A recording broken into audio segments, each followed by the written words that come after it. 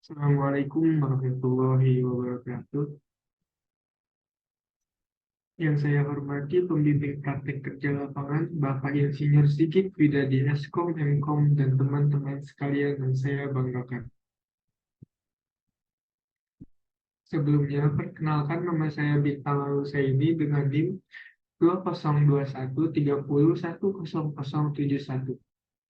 Pada kesempatan kali ini, saya akan mempresentasikan praktek kerja lapangan saya yang bertempat di PT Global Medic Persada atau lebih dikenal dengan nama PT Glomeda. PT Glomeda sendiri adalah salah satu dari sekian banyaknya PT supplier alat kesehatan di Indonesia. PT Glomeda bertempat di Jalan Raya Kebonjeruk, Jakarta Barat. PT Glomeda adalah supplier yang menyuplai berbagai macam jenis alat kesehatan seperti peralatan life support, diagnostik, radiologi, dan masih banyak yang lainnya. PT Glomeda memiliki beberapa divisi, yaitu divisi radiologi, divisi USG, divisi monitoring diagnostik, dan divisi life support. Materi yang saya akan presentasikan pada kesempatan kali ini yaitu dua materi tentang alat kesehatan. Yang pertama ventilator dan yang kedua adalah defibrilator. Lanjut ke materi yang pertama adalah ventilator. Pada materi kali ini ada 5 pokok pembahasan. Yang pertama yaitu tentang ventilator atau pengertian ventilator. Yang kedua adalah sejarah ventilator. Yang ketiga jenis ventilator. Yang keempat cara kerja ventilator. Dan yang kelima pengoperasian, pemeliharaan, dan kalibrasi dari alat ventilator. Yang pertama, apa itu ventilator? Ventilator adalah mesin yang berfungsi untuk menunjang atau membantu pernafasan. Ventilator seringkali dibutuhkan oleh pasien yang tidak dapat bernapas sendiri, baik karena suatu penyakit atau karena cedera yang parah. Tujuan penggunaan alat ini adalah agar pasien mendapat asupan oksigen yang cukup. Dari pernyataan di atas dapat kita ambil kesimpulan bahwa alat ventilator adalah sebuah alat kesehatan yang digunakan atau yang berfungsi untuk membantu dan menunjang sistem pernafasan tubuh pasien yang mengalami cedera atau pasien yang memiliki penyakit pernafasan. Ventilator berperan penting untuk menyuplai aliran oksigen masuk dan keluar dari paru-paru karena sistem pernafasan dari pasien memiliki atau mengalami cedera. Fungsi utama ventilator adalah memberikan bantuan pernafasan pada individu yang mengalami kendala serius pada sistem pernafasannya. Ventilator adalah solusi paling vital ketika seseorang mengalami kesulitan bernapas yang bahkan dapat mengancam nyawanya. Ventilator juga dapat mengurangi beban kerja paru-paru ketika pasien mengalami kelelahan bernapas dan perlu istirahat lebih. Ventilator memberikan kesempatan bagi pasien atau bagi paru-paru untuk pulih dengan memberikan pernapasan buatan yang terkontrol. Pembahasan yang kedua adalah sejarah ventilator.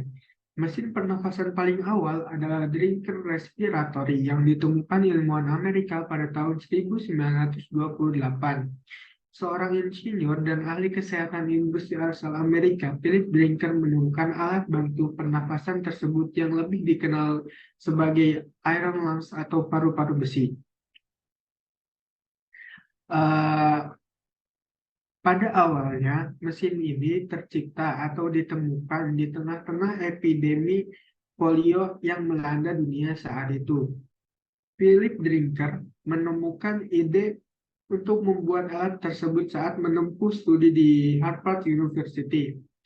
Idenya tersebut berawal dari melihat temannya yang melakukan percobaan alat respirasi pada hewan yang memiliki masalah pernafasan. Temannya tersebut bernama Louis Shaw. Louis Shaw dan Philip Drinker akhirnya melakukan berbagai percobaan alat respirasi pada hewan. Maka dari itu, Philip Drinker menemukan bahwa alat respirasi tersebut dapat juga digunakan untuk membantu sistem pernafasan manusia. Pembahasan yang ketiga yaitu jenis-jenis ventilator. Yang pertama ada ventilator konvensional.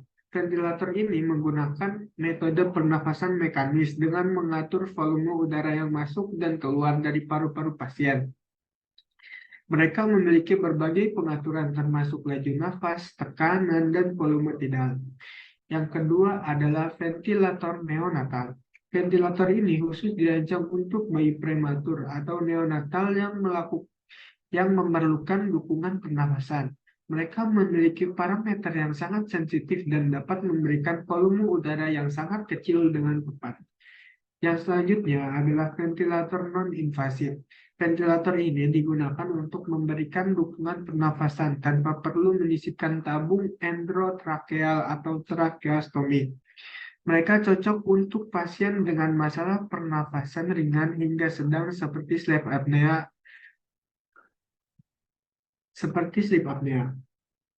Perbedaan antara ventilator konvensional dan ventilator non-invasif adalah terletak pada cara penggunaannya.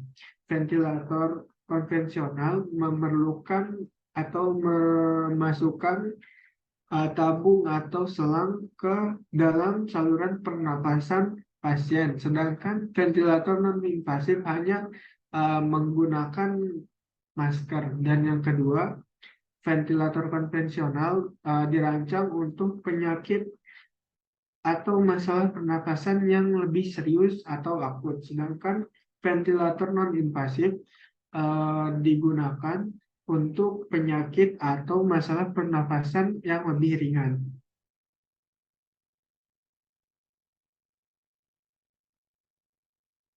Yang selanjutnya adalah cara kerja ventilator. Cara kerja ventilator secara umum yaitu yang pertama, alat ventilator akan mengalirkan oksigen melalui selang ke sistem pernafasan pasien. Lalu ventilator juga akan menerima udara atau karbon dioksida yang dikeluarkan oleh pasien yang akan melewati selang atau tabung. Yang pertama adalah cara kerja dari ventilator konvensional. Yang kedua ada ventilator non-invasif. Mungkin dari cara kerja alatnya sama, tetapi ventilator non-invasif tidak menggunakan selang atau tabung yang dimasukkan ke rongga pernafasan pasien. Ventilator non-invasif hanya memasang penutup mulut atau masker di lubang hidung dan rongga mulut.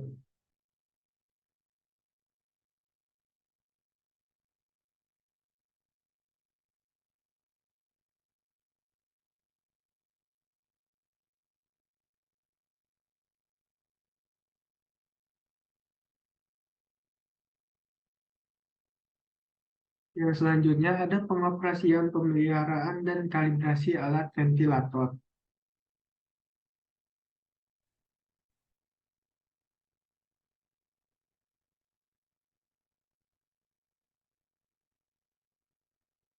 Yang pertama adalah langkah-langkah pengoperasian alat ventilator. Yang pertama ada gunakan tekanan udara dari sentral gas, kompresor tekanan rendah atau gas tabung. Yang kedua, hubungkan kabel suplai tegangan ke soket tegangan dinding yang telah diberi ground. Tekan switch posisi on. Yang ketiga, hubungkan pipa udara. Tekan dengan menggunakan kopling. Yang keempat, hubungkan pasien tube, humidifier, dan katup penutup pesawat. Yang kelima, pasang humidifier, hubungkan water trap ke bagian ekspirasi. Yang keenam, atur volume inspirasi. Yang ketujuh, nilai respirasi yang diinginkan diatur pada tombol break. Yang kedelapan, atur nilai yang diinginkan untuk pause time dan inspirasi. Yang kesembilan, pilih fungsi pernapasan melalui simbol sigh. Yang kesepuluh, hubungkan ventilator ke pasien.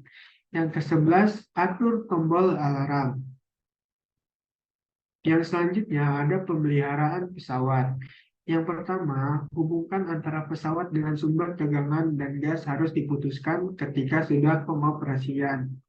Yang kedua, tutup bagian pneumatik dibuka. Yang ketiga, penutup gloves dibuka, kemudian ujung gas inlet dibuka atau diangkat. Yang keempat, kotak logam dibuka, kemudian steril filter warna biru dikeluarkan. Ganti steril filter yang baru. Yang keenam, kotak logam dipasang kembali dan dimasukkan ke tempat semula.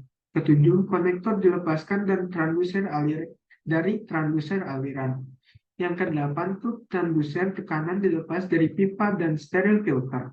Yang kesembilan, steril filter dilepaskan dari truk transducer ganti dengan yang baru. Yang kesepuluh, bagian pneumatik ditutup kembali.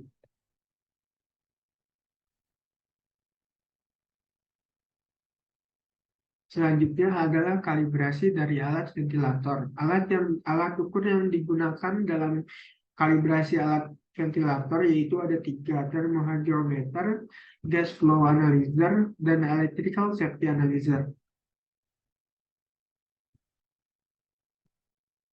Langkah kalibrasi selanjutnya adalah langkah kalibrasi dari alat ventilator. Yang pertama, hubungkan ventilator dengan sumber listrik.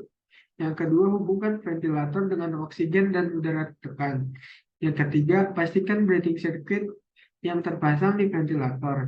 Yang keempat, tekan tombol power untuk menghidupkan ventilator.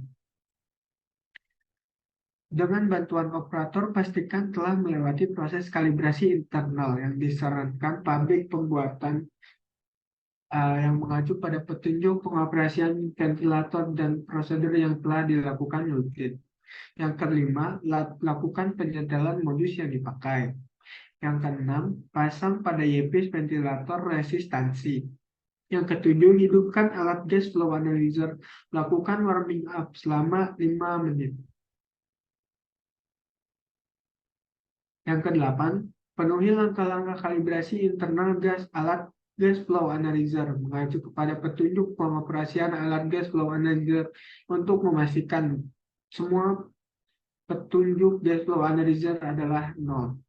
9. Lakukan kalibrasi oksigen sensor 21% dengan udara bebas, kemudian 100% dengan dialiri laju aliran press gas oksigen. Yang ke-10, input nilai aktual temperatur dan kelembaban ambien pada alat gas flow analyzer.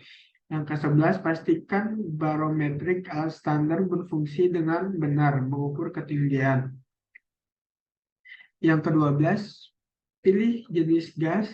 Yang ke-13, pilih referensi pembacaan. Yang ke-14, lakukan instalasi.